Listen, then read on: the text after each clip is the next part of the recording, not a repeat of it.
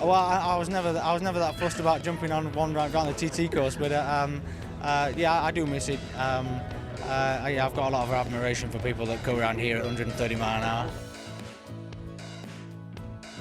Well, we received a call that there was a problem with the range and the flue pipe at the Terrace Chippy. First crew in attendance made pumps 3 because there was obviously significant fire and heat and smoke involved. Our primary concern was that the chippy and the diner have been evacuated, and of course the flats that are located above. Well, Jane, I think you're making history today, aren't you, with this wedding? I believe I am. I'm actually, it's all for Gary, because Gary is so bike fanatical, and we've been waiting for the law to change on the island because we didn't want to get married in either church or a registry office. The law changed last year, and after 6 months of paperwork, we eventually got the go-ahead 4 weeks ago to say that we could get married.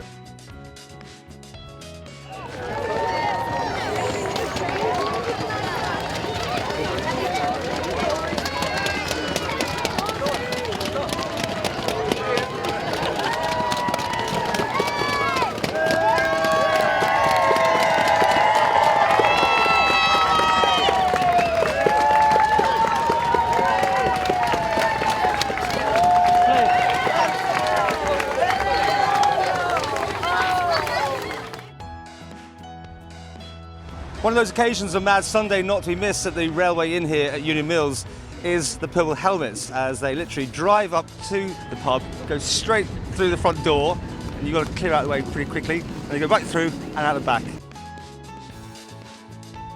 Well, we're out at St John's getting ready for the beacon to be lit for the big royal celebrations, of course, the Queen's 60th anniversary on the throne.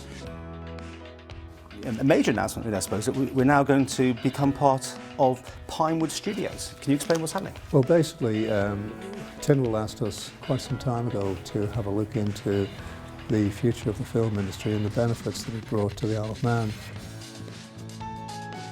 And so we're going to, subject to the order being made, which I'll advertise, and if people are concerned about, they can obviously contact me. But subject to that being made and the entrepreneur sticking with his plan, we should see a trial of segways on the Isle of Man. The guys have been working very, very hard to get the ship ready for the start of the season, and sadly the first day it's too windy to carry passengers. It's a great disappointment. Built into that was a recognition that risks had to be taken if we were going to stimulate growth within the economy. That has happened. We've gone from being a very run-down, very depressed economy to one of the fastest growing economies in Europe, even as we speak. That has been based on taking calculated risks in areas which have now stimulated success. When the presentation on the Pinewood proposition was made to Council, we had a full and very frank debate around the table, and Mr Carron was very supportive of the proposition. He agreed to vote for it in Tynwald, and he specifically mentioned the need for everybody to comply with collective responsibility. Now, in many ways, collective responsibility is the glue that holds government together. If we don't have that, then discipline collapses and we will not be able to get government policy through.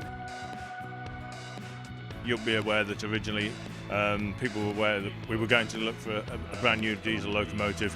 I've asked the senior officers to go out and look again, and we've come back and we've found a second-hand locomotive which can be adapted and will suit the job that we need to do. Mike Carouche is going to be unveiled here to go with the rest of these distinguished people. I hope so, I hope so, yes. I've not seen the finished product yet, so I'm looking forward to it. Last July, a very exciting opportunity arose, and it was on the site of the former school at Albert Road. So we put a submission of interest in, along with many other parties, developers and the like, to government. We had a meeting not long afterwards, and then they said that our plans were the plans that they would like to see happen, but we had to prove that they were viable and that we could do that. So since then, we've involved architects, various people have been seeking funding, and we've been able to, within just the past number of weeks, secure financial backing for the whole project, and we're talking approximately £4 million. We made other changes to the shop, we moved the entranceway around, it's lighter. And then just before TT, literally at the start of TT week, we opened our new cafe. Because many of our visitors said, it's a great place, it takes hours to go round and we're exhausted. We really want to stop halfway through, have a cup of tea, have a break, go back in. Yes, we've got 3 rooms like this. We've got all on the corner, all have these views. But the nice thing about all the rooms in the hotel is that every room has a view. So you're either looking more at the park or you're looking over the sea. But it was proposed in 2 parts. The first was who actually manages the Media Development Fund, which is our film investment fund, when the contract expires on the 12th of August this year. So how do we go forward from there? And then secondly, how do we reposition the film industry to reflect the changing circumstances in the UK and the Republic of Ireland, where they give direct cash subsidies to media productions? But to forget it, I think it's a crime, so that I'm quite pleased to go around, and the schools have asked me. I say I've been doing it now for 15 years, and I get a lot of pressure out of talking to the children. I'm quite sure from the questions they ask, I'm quite sure that they enjoy it, and they've told me many, many times they'll learn more from what I'm talking to them about the war and what happened to me, that they say is far better than reading it in a textbook. All the laws that are passed in the last year are promulgated here, which means they're read out in Manx and English to the assembled people. I seem to remember in my youth, of course, it was always sunny, and there was bumper to bumper from Union Mills into St John's as people came here and to go to all the stalls to sort of see the spectacle and to see and be seen. I think today may be a bit quieter because of the weather, and maybe there's this, you know, it was during the Millennium time in 1979. That's what I remember very vividly. All the people here, the Queen here, and so on. The stunts will start right from the off at 2:30. I think the first one will be something to do with Her Majesty the Queen, because I can see her barge over there, and it will all go downhill from there, really. Lots of people falling off the catwalk into the water, and generally having a good time. And of course, all the money raised here today goes to charity, and I can tell you that over the years the Eldringers have raised long tens of thousands of pounds for charity. It's a fantastic effort. I wanted to get the feeling that you were moving on the tram, so we painted the view with the lamps, and we've got the seagull sitting there as well, and the railings. So I had to try and go down and see what the railings looked like, what colours they were. You got there before they were removed? I did. I went down, and I got a flake of paint, and you brought it out as well. So I wanted to create a bright, sunny day on the Queen's Pier, people on holiday, and hopefully this is how it's come out. Our future is in space. The great industries of the next generation are going to be outside of the Earth's orbit. You had one of these on display in London just the other week. Tell us about what sort of excitement that brought to London at the time. Outside Westminster, wasn't it? Well, yes. As a matter of fact, we put one of our space capsules that had flown in space twice directly across the street from Westminster Abbey. And this attracted some attention. We were glad to have it. We wanted to show the British people what a Max company could do in space. And of course, since the spacecraft had flown twice already, it's the only spacecraft other than the American shuttle that's done that, we had a lot of fun explaining it. You're off to represent the Isle of Man in a sense. You're one of the youngest people to go off to a ballet school, is that right? Yeah. Tell me all about it. I'm going to the Hammond School in Chester. So, I mean, 11 years old, that's young to be taking on this, isn't it? Yeah. So was it tough to get in? It was really hard. There was loads of junior associates of the Royal Ballet at my audition, but I was the only one to get in. I thought this was a good time to come along to the water treatment plant at Greenfield Road and talk to the man in charge, who's had obviously a very busy couple of days, Peter. How's it now looking? Well, it's all clear at the moment now, Paul. We've had the results of the bacteriological tests, and they've shown that the water quality is now to acceptable standards, so it's perfectly acceptable for people to drink the water without having to boil it first. Government needs to be thinking about an alternative location for a bus station or a bus interchange because it may be forced to move it away from that location. So what we did was we went about under the guidance of the old Chief Minister, but supported still by the new Chief Minister, evaluation of the options. I think what we're seeing here behind me now, to try and bring this record, break the world record that stands at just over 109 kilometres, break the record that's held by New Zealand Fire and Rescue Service. This is an immense challenge.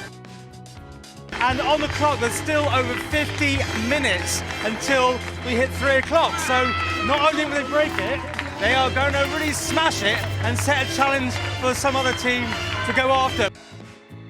That we have a similar amount of control over our territorial sea as UK fisheries ministers have over their territory.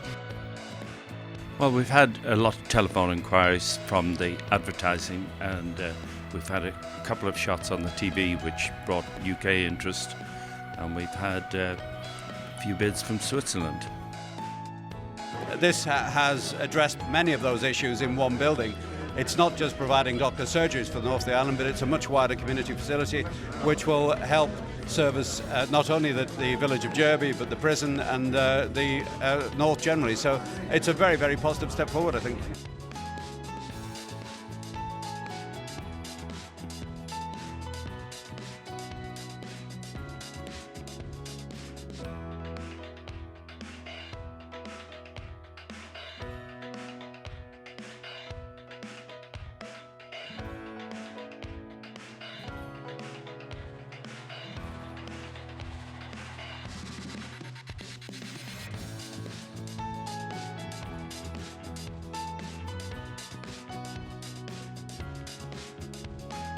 The people have really taken this one on board, and 100 years we've had to wait for a gold medal to come from these shores.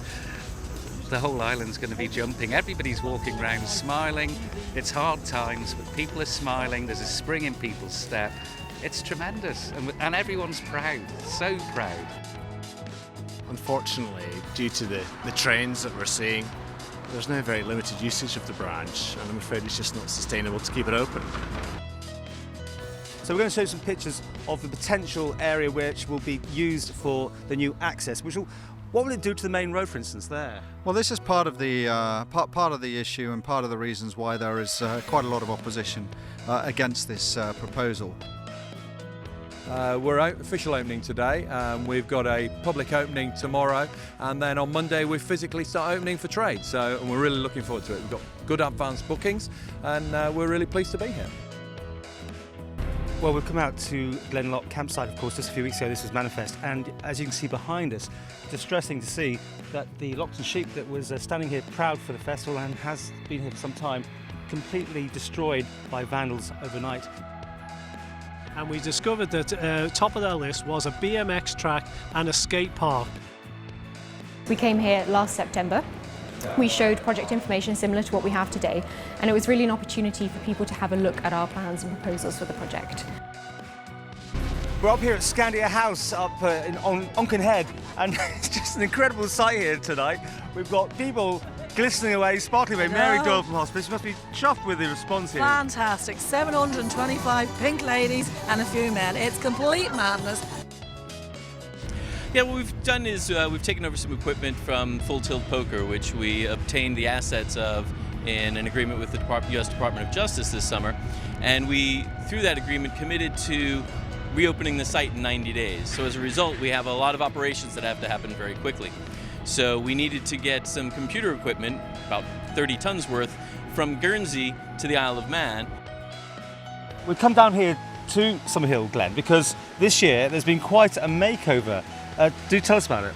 The makeover is primarily LED lighting. It's high output lighting, and it's DMX controllable. What that means is we can program it to create various different displays. But I bring to it a unique understanding of the Isle of Man, of its people, of what the people of the Isle of Man want, of how the government works here, and of how the constabulary works. The best way to describe it is trying to bring back a building that was, was very much a pinnacle of the north, and it's been around since '84 as a club. But really wanted to get into what we could do to rejuvenate what we've got here, and and as I said, bring it back to that kind of pinnacle stage of where it was. Formerly, our lower school was to be found at Park Road. Now we are able to enjoy the modern facilities and fantastic situation we have here at the new lower school at Bennett Hague. The stories in the Chronicles are what this exhibition is all about. It's all about this particular period of Manx history. And now the contractors are in and it's coming down at quite a rate. Mark, how's it going? It's going very well actually. Basically, as you can see, the machines are working away. They're all separating the timber, copper, lead, everything. Everything is getting recycled. I have friends on the island and they thought that it would be a perfect place for us to test out how easy it was for older people who may be lonely, who may be vulnerable, but who dare not ask for help because everybody knows everybody, or they feel they do, and on an island which has a reputation for caring and for an affluent community, but where there are in fact pockets of loneliness, pockets of deprivation. What we're offering older people is the opportunity to speak to someone off the island if they need some kind of empowerment, if they need friendship. We have Silver Line friends who will ring them on a regular basis just to talk about life for no other reason, just to share experiences. Well, I'm going to be representing the Isle of Man for Taekwondo, and I'm really looking forward to this new and exciting adventure, and I can't wait to start fighting for them. And it's probably going to be the World Championships, you know, the big major next year, and hopefully start winning some fantastic medals for myself and this great country. You know, when you take a step back from it, I'm not so convinced it's the end of the Isle of Man or the end of the offshore finance sector. I think we've got to take our time here to digest exactly what it means. So what the introduction of this all-island tariff brings is equity to the energy market, and it means that everybody pays the same for their fuel regardless of where they live. We're outside Tynwald sitting here tonight, and rather a noisy greeting here for members of Tynwald as the students of the Isle of Man are protesting about the imposition of fees for universities now. We didn't want to strike. We have been trying to negotiate with our staff for almost a year now to try and get within our budget to deal with these paid meal breaks. When you come from a large police force, you sort of don't always appreciate just how difficult it is for one or two officers on duty to deal with situations. And I think you have a perspective that relationships are going to be bonhomie and really healthy. And I've got to admit that when I first arrived, it quite surprised me just how intense some of the conflicts were.